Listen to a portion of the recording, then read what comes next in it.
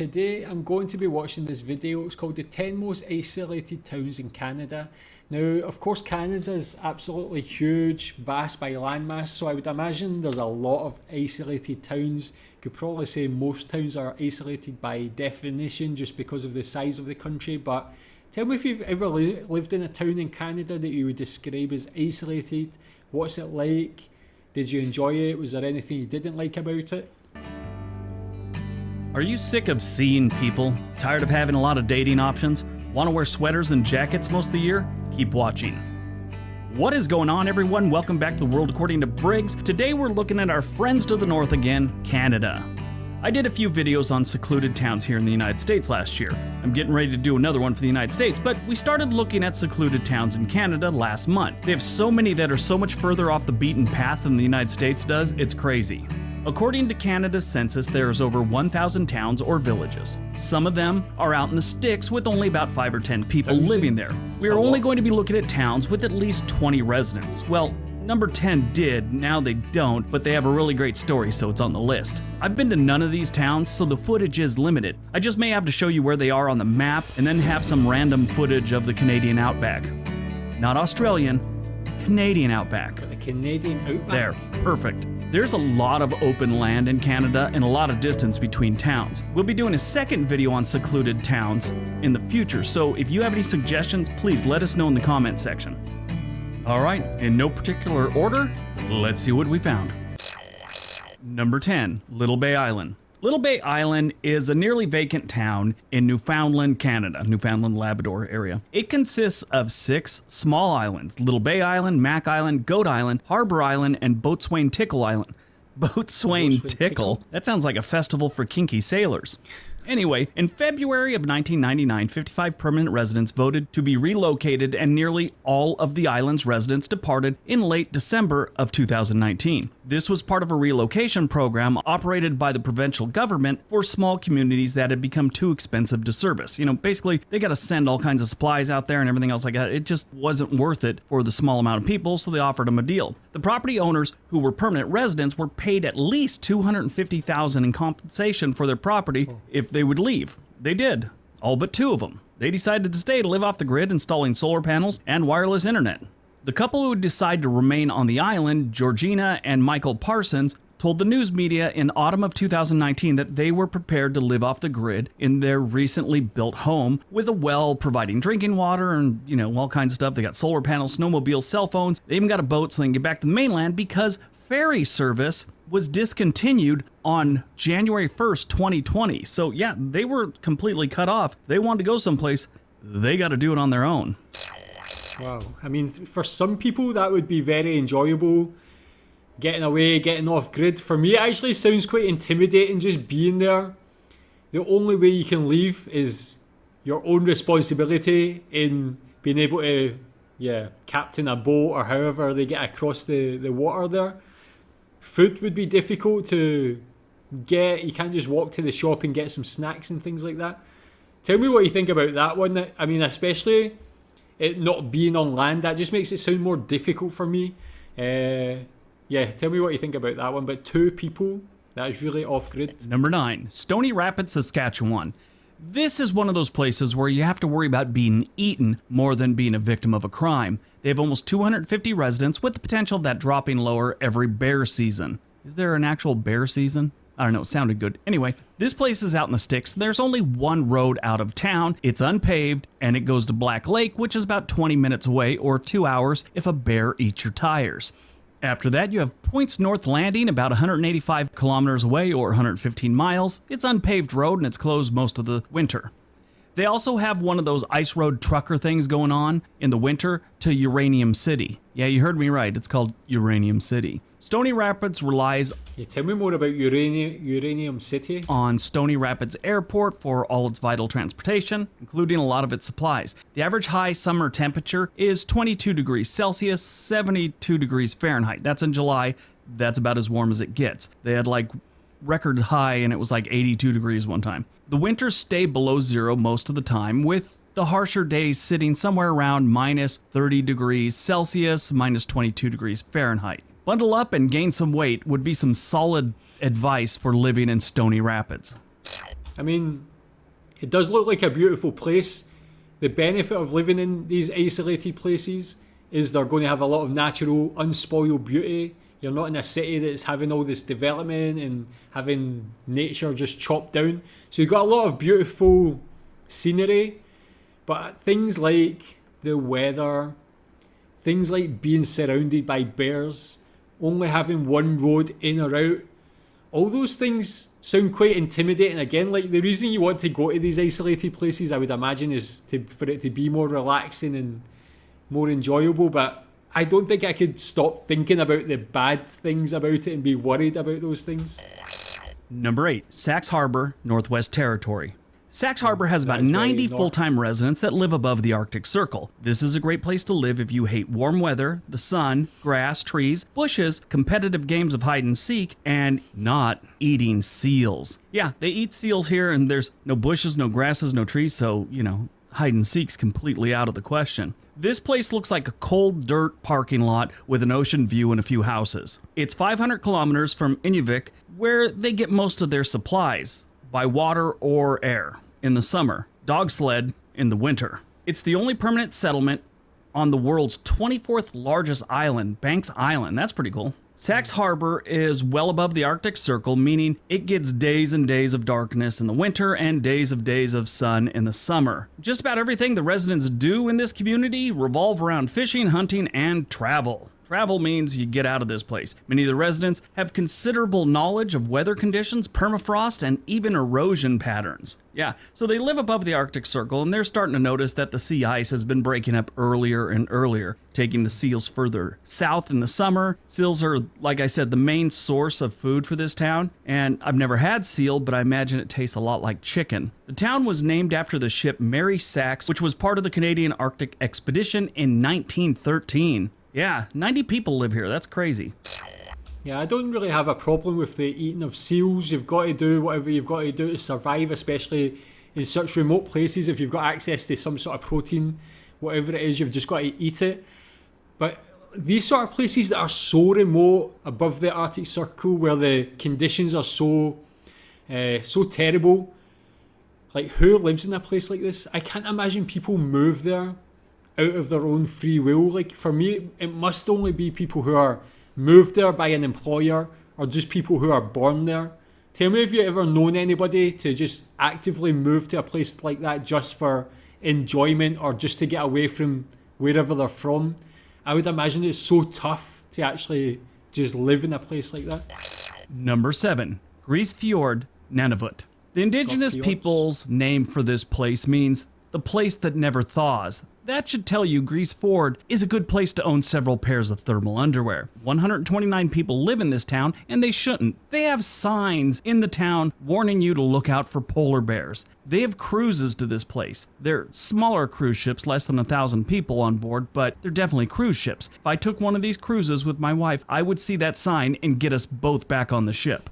This is the largest community on Ellesmere Island. The town also holds the distinction as one of the coldest inhabited places in the world, with an average yearly temperature of minus 16 degrees Celsius. Yeah, that's rough. The town was a settlement that was created by the Canadian government in 1953, partly to assert sovereignty in the high Arctic region during the Cold War. 8 families were relocated and promised homes and game to hunt, only to realize that there were no buildings when they got there and very little familiar wildlife that they were used to hunting. They were also told that they would be able to return home after a year if they wished, but this offer was later withdrawn as it would damage Canada's claim to sovereignty of the area. They were forced to stay, basically. They eventually learned about the beluga whales' migration routes and were able to survive the area. The houses are wooden and built on platforms to cope with the freezing and thawing of the permafrost. This place is crazy cold. I watched some videos of those small cruise ships going there, and yeah,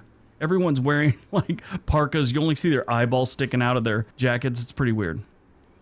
I mean, that's even tougher than the last one as a place to live. But the actual backstory there, the history, is almost unbelievable. People basically got shipped off there just to take that sovereignty for Canada. But for the actual offer of being able to leave after a year, for that to be removed and they're just basically left out there in the middle of not even the middle of nowhere, really the back end of nowhere. That seems almost like it should be illegal, but I'm sure they signed up to some sort of thing that had terms and conditions that could be done. But tell me what you think about that. Did you know about that previously? Number 6, Kageska, Quebec. Now, I hope I pronounced that right. I tried and I couldn't figure out how to pronounce it. Anyway, in 1831, Kageska was the site of a Hudson Bay Company trading post, but the actual settlement was formed later in 1852 when settlers came from Magdalen Island. Later, the original settlers abandoned the place somewhere around 1871 to 73 and were replaced by Newfoundland fishermen, almost all of Irish descent. They eventually abandoned the place too. But in 1898, a few families relocated from Perth, Ontario, and the descendants still live there to this day. Most of the people there are related to them some way or another. These days, the area attracts the outdoor types, drawn in by excellent hiking, wildlife, and sea kayaking. There's a bunch of motorcycle videos of people riding motorcycles out to this place. It's like one of those touring bike type destinations. They get on the road and they just takes them forever to get there. The motorcycles with camping gear on it, that type thing. They have 92 permanent residents, and this is one of those places that gets cut off from the rest of the world during the winter, just about. Yeah, so again, that one looks a bit more livable. I feel like I could actually live there without dying and, freezing to death, man. So that one looks like more livable. Again, it is just so isolated. But what I'm liking so far is you're seeing why Canada geographically is such an interesting country, because you're seeing the unbelievable frost and ice of the being higher than the Arctic Circle, but you're seeing some more livable conditions here. So you're really seeing a lot of different conditions just for one country, as much as they're all super isolated. Number 5, Keels, Newfoundland and Labrador. Keels is a small town in the Canadian province of Newfoundland and Labrador. This one sort of isn't far away from everything as much as how it's far away from anything that can be a legit town. They have a bunch of small villages with 10 to 20 people, but nothing real for at least an hour in good weather driving. Like many outport villages in Newfoundland, the population has been shrinking with the collapse of the cod fishing industry. Yeah, there's been a collapse in the cod fishing industry. The Atlantic fishery abruptly collapsed in 1993 following overfishing since the late 1950s. They had a warning sign in the 1970s with a partial collapse, but they didn't learn their lesson. 93, it finally failed. It's expected to recover to historical sustainable levels in 2030, so they got another 10 years of no fish in there. The community is somewhat of a tourist attraction because it is one of the smallest and oldest communities in Newfoundland, and because of the small beaches, it's perfect for collecting seashells, so people love to visit this place. I saw tons of videos of people going out to visit this place. There's nothing to this little town. It's got a nice looking tea room. There's only 51 people that live here on the regular. Number 4, sounds Alert, a bit nicer Nunavut. again.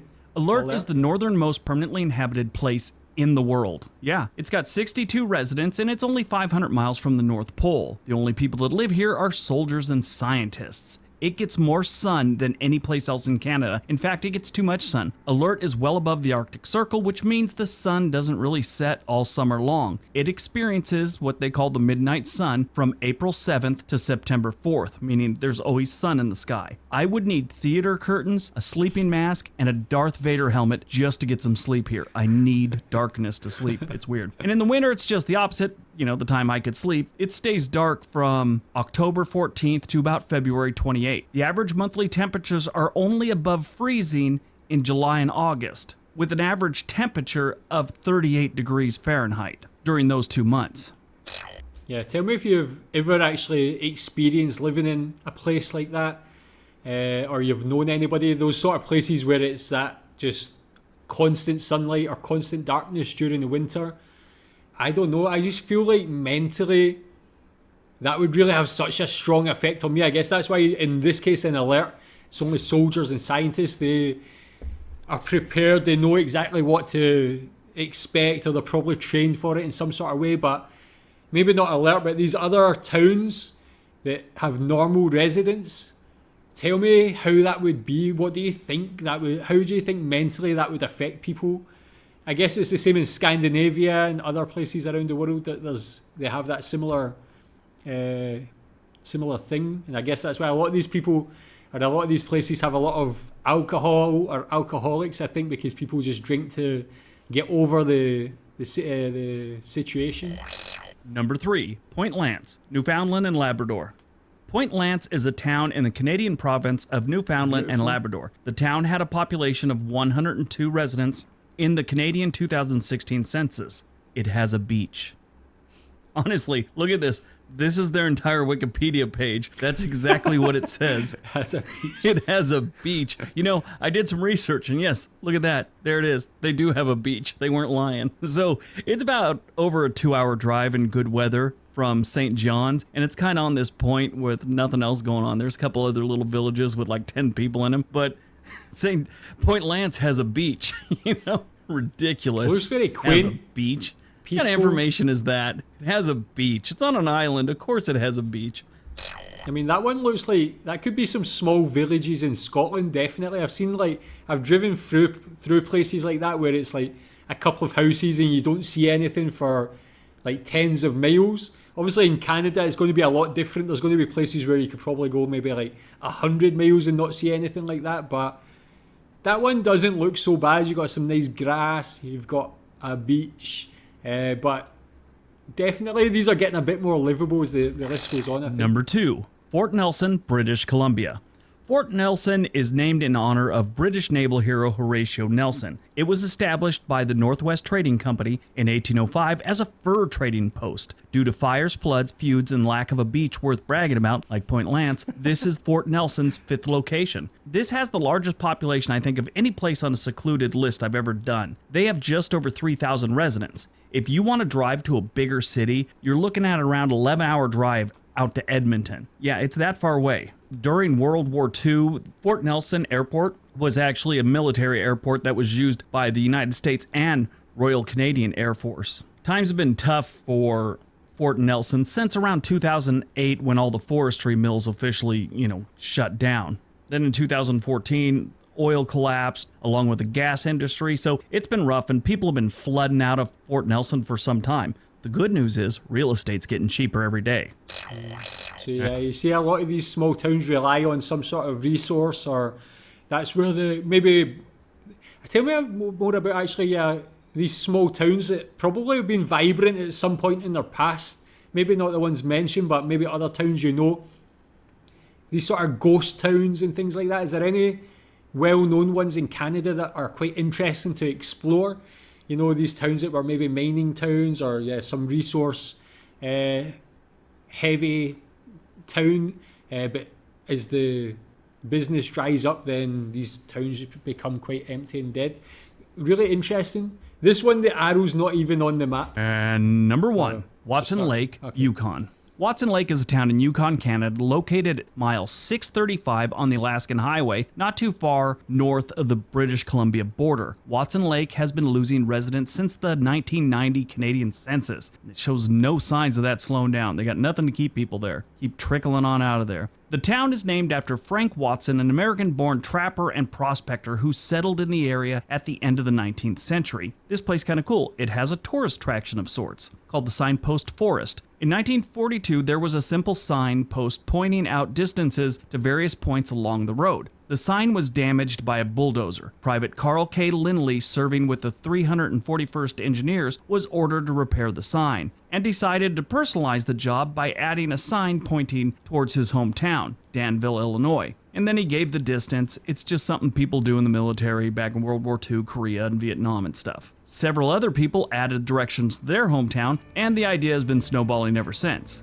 The Signpost Forest now takes up over 2 acres of land. Well, that was very interesting, very quirky tourist attraction there. But yeah, really cool to just find out about some random isolated towns in Canada. Tell me what you think about this, and tell me if there's any other isolated towns that you know of that you've been to for any reason, that you've ever lived in, and what you think about them. Thanks.